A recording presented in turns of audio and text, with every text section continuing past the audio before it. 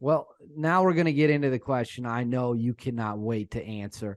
I get dogged all the time because I interview a lot of Army guys. I ask them the exact question I'm about to ask you. And everyone on YouTube is like, why do you only ask guys from Delta Force this question? Well, I interview more of them than SEAL Team 6. That's why. It's not, I'm not biased. I'll post any video clip of anything anyone says. So now we have another SEAL Team 6 guy in front of us. SEAL Team 6 versus Delta Force. It is literally the most popular video subject on YouTube for any military category. You can look up the numbers. That's 100% true. Yeah. Delta guys obviously claim they're the best. SEAL Team 6 guys obviously claim they're the best. What is your opinion on Delta Force versus SEAL Team 6? Who's better? And then what would you say the big differences are? So I'm so honored to answer this question with you. But yeah, we're better. Duh. No, honestly, my opinion about that is it's like you like football. It's like the NFL to me. It's just stuff and it doesn't fucking matter. So here, who's better right now, Dave? The Kansas City Chiefs or the Patriots? Who's better? Chiefs Aren't are they currently both? much better. Aren't they both elite NFL? And they're both tier one NFL teams. But who's won the most Super Bowls? Patriots. So who's better? Like there might be a time where they were better, and it depended on like their support, who all the individuals will support, their leaders, like their coaches, right? Their staff. You know, different teams have different amounts of money at any given time. The commissioner might favor one team or the other at some point. I don't know. There's just different factors, but like right now, the Chiefs are better, right? So it's the same shit, dude. So my answer is it's the same shit.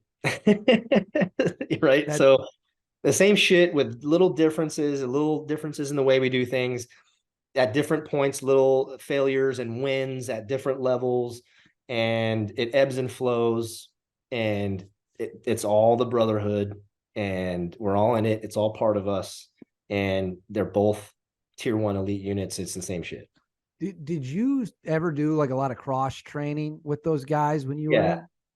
in? I didn't do a lot personally. I did a little bit though. Yeah, and it's always those relationships that any of the ones that I've ever augmented them or they augmented us were always great, dude. That's where the friendships form. That's where the bonds form. You know, I met some of my closest Delta buddy in a course, in a tandem bundle course, which was really hard for me. I really struggled through that, and he actually pulled me through it. Like I wouldn't have made it without him. He was my partner. So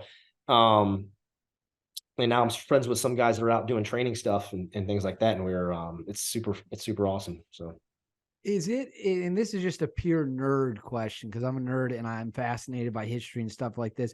If I took a dude from Delta and I swapped him into like a CQB stack of like SEAL Team 6 guys, or I took a guy from SEAL Team 6, threw him in a stack of a bunch of Delta dudes, is the CQB like essentially the exact same? Like you wouldn't even know that one guy was from the other side? I think so. When you do CQB that much, you on night vision and everything, like you learn what everybody in your team does just by how you don't talk, just what they look like and like the moves that I know what this guy's going to do because he always does this. It's like, their body language, what they're going to do. It's fluid, right? When it gets to that zone, when you're in that zone together.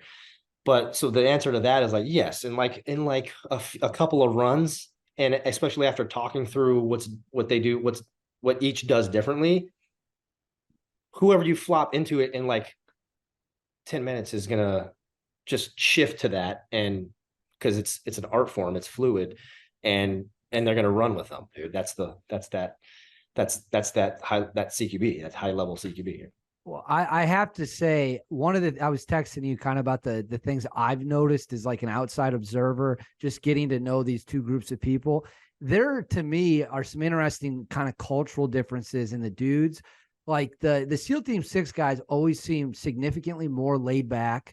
They kind of lean into like kind of like the tattoos, like the SEAL vibe, like that's there, like from all the guys I've interviewed, like that is part of the persona. Like I don't want to say Hollywood gets it right, but like that's very real. The Delta dudes are more, in my personal experience, it's like, I don't know if this guy should be teaching like high school history or like being an accountant, and they're like 5 foot, they're like 5'5", Yeah. and that's not negative. I'm not saying anything negative.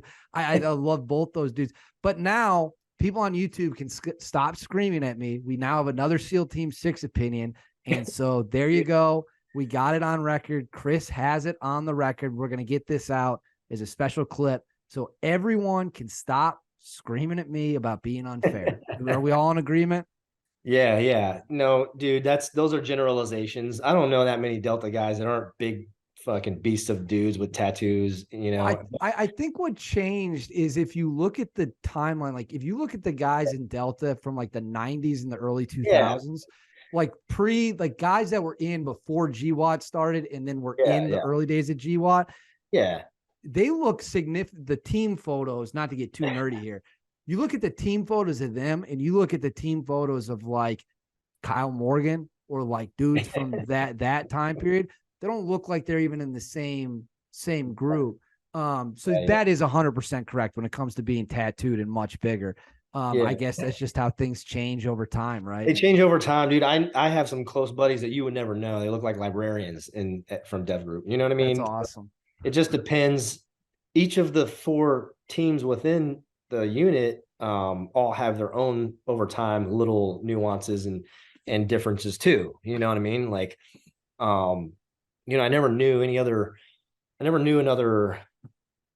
squadron to have, so many like ginger redheads in their team than red. So I guess it was fitting, but we've got a lot of, like, mine had more guys from different ethnic backgrounds. You know what I mean? Like a lot of like Asian, Hispanic, black, white, whatever, and maybe one team had a bunch of dudes that look like librarians, so it just changes and flows over time through the drafts and everything like that. But like I said, I feel like it's the same. If you got a group of those guys in their what they wear every day and a group of those guys what they wear every day, like not uniforms, but you wouldn't know the difference. I love this. This is gonna fly. Speaking of the tier 1, and this is something, again, you and I, for the viewers, you can tell Chris and I text back and forth occasionally from time to time. People, there have been many examples brought to my attention from people I've interviewed about people who essentially exaggerate or outright lie